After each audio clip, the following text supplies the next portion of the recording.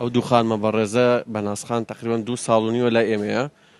ئەوی تریشیان دادە نزارە ساڵ و نیوە کە پێشترانی بەیانەکە لەگەڵ ئێمە بووی سەر ناوساجیمان بۆکە لێرە تا مانگی ڕەمەزان. بەناسخان چۆن بوو کە حەزی کرد لێرە کار بکات؟ پێشتر لە شوێنێتر بوو لە کانیبا بوو، ئێتر دوای ئەوەی کە پەیوەندی بێمەوە کرد لە ڕێگەی کەسێکی ناساوی خۆیانەوە هاو بۆ لای ئێمە ئێستا لای ئێمە زۆر متاحە لەخوا بەزێرە. ئێمە هەموو بەرهەمە شیرەمەنیەکان هەمووی لادەکانی کوردستانی فرۆشین لەگەڵ بەرهەمی خۆماڵی هەموو شتێکمان هەیە. زیاتر لە منتیقەکانی شارباژێرە تر لە منتیقی کوێ بۆمانێت تاقتاق و سەنگا ئەو شانە ینی هەموو شتەکانمان کوردیە. هەموو شتەکان کوردی خۆماڵی؟ شتەکان کوردی و خۆماڵی و 100% لەخوا بەزێر. باشە ئەگەر باسی ئەوم بکەی هاوڵاتیان زیاتر خواستیان لەسەر چ جۆرێکی بابەتی شیرەمەنیە؟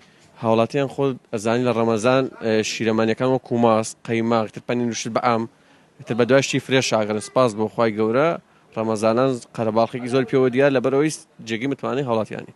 واتە ئەگەر بەراوردێکم بۆ بکەیت تا چەند هاوڵاتیان لە مانگی ڕەمەزانی پیرۆزدا زیاتر شیرەمەنیەکان بەکاردێنن؟ بەڵێ لە مانگی ڕەمەزانە زیاتر بۆ پاشێوان خەڵک یەک ناوساجی کولێر شتەکە لە ئێمە بە لەگەڵیشیان لە ماست و قەیماق شتەکەش لە ئێمە بە یعنی گرنگێکی زۆری پێێنە پاشێوان زیاتر ئەو ئاخرێ وەک لەوەی نانێکی قورس بوون. ئێمە لە 2009 ئێرەمان هەیە سواز بەخوای گەورە تا ئێسش بەردەوامی.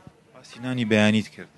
پێشتر نانێکی بەیانیمان هەبوو بەڵام تر لەبەر چەند هۆکارێک ئەوە لا مابەژی شەڵات دوای ڕەمەزان دەست پێکەینەوە.